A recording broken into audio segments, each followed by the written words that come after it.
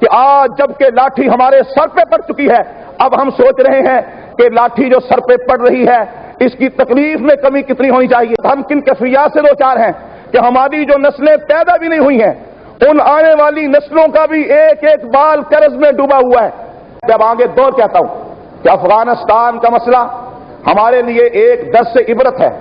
ہم نے بڑے پرجوش انداز میں اس وقت ان سے کہا اٹھو لڑ پڑو۔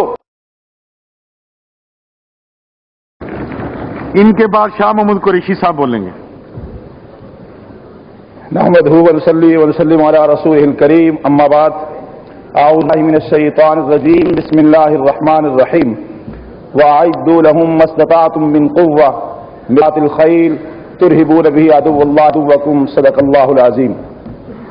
جناب اسپیکر، میں آپ کا بے حد ممنون اور مشکور ہوں کہ آپ نے ملک کی خارجہ پالیسی پر بحث کے موقع پر کچھ اپنی معروضات پیش کرنے کا موقع فراہم فرمایا ہے۔ جناب اسپیکر، اس وقت جب کہ ہمارے مسلمان بھائی عراق ملک پر چند ہی گھنٹوں کے بعد بظاہر قیامت ٹوٹنے کے آثار نمایاں نظر آ رہے ہیں، ہم آج بحث کر رہے ہیں کہ ہماری پالیسی کیا ہونی چاہیے۔ میں بڑے دکھ سے یہ بات کہنا چاہوں گا کہ 5 روز کے لیے جو ہم نے خارجہ پالیسی پر بحث کرنے کا وقت طے کیا تھا وہی وقت مناسب تھا جو ہم نے باہمی اختلافات کی نظر کر دیا، اور آج ہم اس وقت رونا رو رہے ہیں جبکہ وقت اجل ہمارے سر پر آ چکا ہے۔ جناب اسپیکر، اس وقت ہم بغیر کسی کو الزام دیے خود ہمیں اپنی حالت پر غور کرنا چاہیے کہ عالم اسلام جس کا ہم ایک حصہ ہیں اس کی کیا حیثیت ہے۔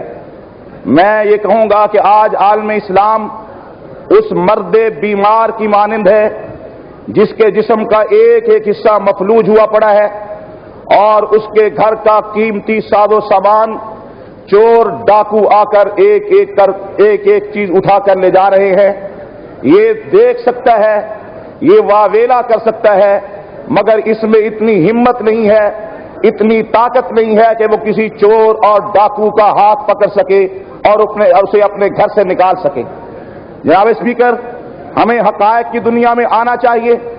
محض نعروں سے، محض مارچوں سے، محض جلسوں اور تقریروں سے اور جذباتی انداز اختیار کرنے سے اگر ہم دشمن کا مقابلہ کر سکتے ہوں تو میں آپ سے کہتا ہوں اللہ کی توفیق سے میں ایسی پرجوش تقریر کر سکتا ہوں کہ ایک ایک بچہ جہاد کے نعرے لگا سکتا ہے، لیکن سوال یہ ہے کیا یہ ہمارے مسائل کا حل ہے؟ اور میں جب آگے دور کہتا ہوں کہ افغانستان کا مسئلہ ہمارے لیے ایک درس عبرت ہے۔ ہم نے بڑے پرجوش انداز میں اس وقت ان سے کہا اٹھو لڑ پڑو، مومن ہے تو بے تیغ بھی لڑتا ہے سپاہی، آپ کو ضرورت ہی نہیں ہے۔ ہم نے کہا ہم بم باندھ کر جناب ٹینکوں کے سامنے لیٹ جائیں گے، ہم پھونک مار کر ہوائی جہازوں کو اڑا دیں گے، اور جناب پرجوش تقریریں مجھ سے زیادہ کسی نے نہیں کی۔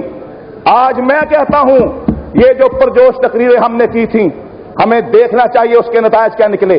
ان پرجوش تقریروں کے نتیجے میں ہمارے نوجوان چاقو چھریاں لے کر افغانستان میں چلے گئے، نتیجہ کیا نکلا؟ ایک بڑی تعداد شہید ہو گئی، کچھ کیوبا میں چلے گئے، کچھ آج وہاں جیلوں میں پڑے ہوئے ہیں اور باقی لوگ مارے مارے پھر رہے ہیں۔ یہ ہمارے لیے سوچنے کا مقام ہے کہ ہم دشمن کا مقابلہ کیسے کر سکتے ہیں، ہم اپنے اثاثے، ہم اپنی آزادی، ہم اپنے وطن، ہم اپنی غیرت، ہم اسلامیت کا دفاع کیسے کر سکتے ہیں؟ جناب والا، یہ نعروں سے نہیں ہوگا، اور قرآن کریم کی ہدایات ہمارے سامنے ہیں۔ ہمیں یہ نہیں کہا گیا کہ اگر آپ کا دشمن سے مقابلہ ہے آپ نعرہ لگا کر ٹوٹ پڑیں، آپ کا دشمن سے مقابلہ ہے آپ گھر سے خالی ہاتھ نکل پڑیں۔ آج ہم یہ تو کہتے ہیں فضائے بدر پیدا کر فرشتے تیری نصرت کو اتر سکتے ہیں گردوں سے قطار اندر قطار اب بھی، مگر فضائے بدر پیدا کیسے کی جاتی ہے؟ بدر میں لائے کون گئے تھے؟ بدر میں قیادت کرنے والی ذات کون سی تھی؟ بدر میں اترنے والوں کی کیفیت کیا تھی؟ جناب والا، قرآن کریم کی جو آیت مبارکہ میں نے تلاوت کی ہے اس میں اسی بات کی طرف دعوت دی گئی ہے۔ اے ایمان والو، تمہیں اپنے دفاعی انداز میں اتنی قوت اور طاقت حاصل کرنی چاہیے، اتنی تیاری کر لینی چاہیے تمہیں کہ ترہبون بھی عدو اللہ وعدوکم، تمہاری طاقت، تمہاری ہمت اور تمہارے وسائل کی بنیاد پر تم اتنے مضبوط ہو کہ خدا کا دشمن تمہاری قوت اور طاقت کو دیکھ کر خوف زدہ ہو جائے اور اس پر اتنا رعب طاری ہو جائے کہ وہ تمہاری طرف میلی آنکھ سے دیکھنے کی بھی جرات نہ کر سکے۔ آج ہماری حالت یہ ہے کہ ہر میدان میں ہم پیچھے ہیں، علم کا میدان ہو، اقتصادیات کا میدان ہو۔ آج ہم کہتے ہیں ہم نیوکلیئر پاور ہیں، لیکن سوال یہ ہے ہم عالم اسلام کا بازوئے شمشیر زن تو ہیں، لیکن ہم تو قرض کی بیساکھیوں پر کھڑے ہوئے ہیں۔ اگر آپ کے بازو میں طاقت ہے اور تلوار اٹھا سکتا ہے مگر آپ اپنے پاؤں پہ چل ہی نہیں سکتے ہیں تو یہ بازوئے شمشیر زن کیا کرے گا؟ اگر آج ہمارے پاس بظاہر کچھ چیزیں ہیں لیکن سوال یہ ہے ہم عالم اسلام کا جو ایک حصہ ہیں اس وقت ہم کن کیفیات سے دوچار ہیں کہ ہماری جو نسلیں پیدا بھی نہیں ہوئی ہیں ان آنے والی نسلوں کا بھی ایک ایک بال قرض میں ڈوبا ہوا ہے۔ جناب اسپیکر، آج ہم کسی عنوان پر تقریر تو کر سکتے ہیں لیکن سوچنے کی بات ہے آج جن حالات سے ہم دوچار ہیں یہ مصیبت ہم پر کیوں آ پڑی ہے؟ آج حیرت کی بات ہے ہم معجزات کے انتظار میں ہیں۔ ہم چاہتے ہیں اچانک کوئی معجزات رونما ہو جائیں گے۔ ہم معجزات کے انتظار میں رہے افغانستان میں بھی کہ بڑے معجزے رونما ہوں گے، لیکن نہیں، خدا نے آج تک اس قوم کی حالت نہیں بدلی جسے اپنی خود آزادی اور فکر اور جسے خود اپنی حالت بدلنے کی جو ہے وہ فکر نہ ہو۔ ہم نے اپنی حالت کی تبدیلی کے لیے کیا کیا ہے؟ آج حالت یہ ہے کہ مسئلہ عراق کا ہمارے سامنے تھا لیکن ہم خود خلفشار کا شکار تھے۔ ہم نے وہ 5 دن ضائع کیے، ہم نے معمولی باتوں کو اپنی انا کا مسئلہ بنا کر اپنی قومی وحدت کو پارا پارا کیا، اپنے اختلاف اور انتشار کو ہوا دے کر ہم نے یہاں تک اپنا قیمتی وقت ضائع کیا کہ آج جب کہ لاٹھی ہمارے سر پہ پڑ چکی ہے اب ہم سوچ رہے ہیں کہ لاٹھی جو سر پہ پڑ رہی ہے اس کی تکلیف میں کمی کتنی ہونی چاہیے۔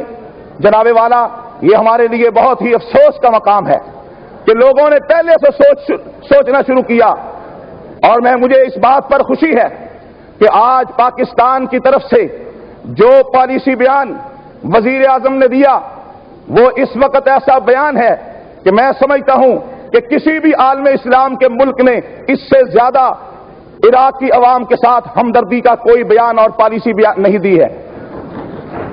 میرا سوال ہے، سعودی عرب کی سرحدیں عراق کے ساتھ لگتی ہیں، ایران کی سرحدیں عراق کے ساتھ لگتی ہیں، ترکی کی سرحدیں ایران کے ساتھ لگتی ہیں، انہوں نے عراق کے لیے کیا بیان دیے ہیں؟ OIC نے عراق کے لیے کیا بیان دیا ہے؟ اگر جو بیانات ان کی طرف سے آئے ہیں، پاکستان کا بیان، پاکستان کی پالیسی ان سب سے زیادہ طاقتور اور ان سب سے زیادہ قوت والی پالیسی ہے۔ جن کی سرحدیں لگتی ہیں ان کی حالت یہ ہے بس وہ کہتے ہیں ہم جنگ کے خلاف ہیں۔ میں کہتا ہوں کہ جنگ کے خلاف جب وہ کہتے ہیں تو ہم بھی یہی کہتے ہیں کہ ہم بھی جنگ کے خلاف ہیں۔ جب ہم سب جنگ کے خلاف ہیں، ہماری اس پالیسی میں اتفاق ہے تو ہمیں اتفاق کے ساتھ اپنی اس پالیسی کو آگے بڑھاتے ہوئے متفقہ طور پر قرارداد منظور کرنے کے لیے سر جوڑنا چاہیے۔ اور میں آج اس وقت یہ کہوں گا، ضرورت اس امر کی ہے، ہماری طرف سے تجاویز اور ایسی سجیشن اور ایسے مشورے پیش کیے جانے چاہیے کہ کیا پاکستان اس حالت میں بھی عراقی عوام پر ٹوٹنے والی قیامت کا راستہ روک سکتا ہے؟ کیا کوئی ایسی شکل، کوئی ایسی صورت کہ اگر خدا نہ خواستہ کوئی ایسا مرحلہ آ ہی جاتا ہے تو وہاں کی عوام کا کم سے کم نقصان ہو؟ میں سمجھتا ہوں اگر پاکستان اس وقت یہ کردار ادا کرے کہ عالم اسلام کو عالم اسلام کے احساس زیاں کو اجاگر کرے، عالم اسلام OIC کو اس بات پر آمادہ کرے کہ وہ عراق اور امریکہ اور عالمی قوتوں کے مابین یہ جو کشمکش قریب سے قریب اور ایک بہت بڑی جنگ کا جو ہے وہ شکل اختیار کرنے والی ہے، بلکہ میں اسے جنگ نہیں کہہ سکتا، جنگ تو ہوتی ہے جب دو طرف سے فوجیں آپس میں مقابلے میں آئے، یہ تو یک طرفہ کارروائی ہے۔ اس یک طرفہ کارروائی کا راستہ روکنے کے لیے ہمیں کیا کرنا چاہیے؟ ہمارے پاس اس یک طرفہ کارروائی روکنے کے لیے بہت ساری چیزیں ہیں۔ جناب والا نبی پاک صلی اللہ علیہ وسلم کی سیرت سے ہمیں ایسے ایسے اسباق ملتے ہیں، ہم وہ سارے بھول جاتے ہیں۔ ابھی میں لائبریری میں جا کر تفسیر قرآن دیکھ رہا تھا، جب 10,000 مشرکین مکہ نے مکہ سے چل کر مدینے کو گھیرے میں لے لیا تو نبی پاک صلی اللہ علیہ وسلم نے یہ نہیں فرمایا ان کو آنے دو، ہاتھوں میں تلوار لے لو، نمٹ لیتے ہیں. آپ نے خندق کھودی. یہ خندق کا کھودنا کیا ہے؟ یہ دفاع ہے، یہ حکمت عملی ہے. اس کے اس وقت ہمیں ضرورت ہے اس بات کی کہ ہم یہاں پر ایسے تجاویز اور ایسے مشورے وزیر خارجہ صاحب کو پیش کریں، اپنی حکومت کو پیش کریں کہ جن کے ذریعے سے عراقی عوام کا نقصان کم سے کم ہو، عراقی عوام پر ہونے والی زیادتیوں کے ساتھ سدباب ہو سکے. اور میں نہیں سمجھتا کہ جب اتنی زیادتیاں ہو جائیں گی پھر ہم روتے رہیں. اور جہاں تک یہ قراردادیں ہیں یہ کمزور لوگوں کا کام ہے. قراردادیں پیش کی جاتی ہیں، سوال یہ ہے کہ وہاں سلامتی کونسل موجود ہے، اقوام متحدہ موجود ہے، ان کے وہاں کے ضابطے پامال کیے جا رہے ہیں جیسے کہ لغاری صاحب نے اشارہ کیا. لہذا میں آپ سے یہی التماس کروں گا کہ ہمیں ضرورت ہے اس بات کی کہ ہم حقائق کو سمجھیں، اپنی کمزوریوں پر قابو پائیں. ہمارے اندر جو انتشار اور افتراق ہے، ہمارے اندر جو ایک دوسرے کو نہ برداشت کرنے کی کیفیت موجود ہے، ہمارے اندر کہ یہ ایک جمہوری ننھی منی جمہوریت کا پودا جو سر اٹھا رہا ہے، ہم اسی پودے کو کاٹنے کے لیے جو آگے بڑھ رہے ہیں. تو جناب والا اگر ہم گھر میں ہی دستوں گریبان رہیں گے، ہم کسی اور کے فائدے کے لیے نہ کچھ سوچ سکتے ہیں، نہ کسی اور بھائی کو کوئی فائدہ پہنچا سکتے ہیں. اپنے اداروں کو مضبوط کیجئے، اپنی خامیوں پر قابو پائیں، اور وہ تمام کی تمام بیماریاں جو آج عالم اسلام اور پاکستان کے جسد میں سرایت کر چکی ہیں، ایک ایک بیماری کے علاج پر توجہ دیجئے. میں سمجھتا ہوں جب ایک صحت مند انسان، ایک طاقتور انسان گھر میں موجود ہو تو کسی کی جرت نہیں ہوتی کہ وہ اس کے گھر میں داخل ہو سکے، اس کے دروازے پہ کوئی دستک نہیں دے سکتا. شکریہ جناب. بہت مہربانی جناب. شاہ محمود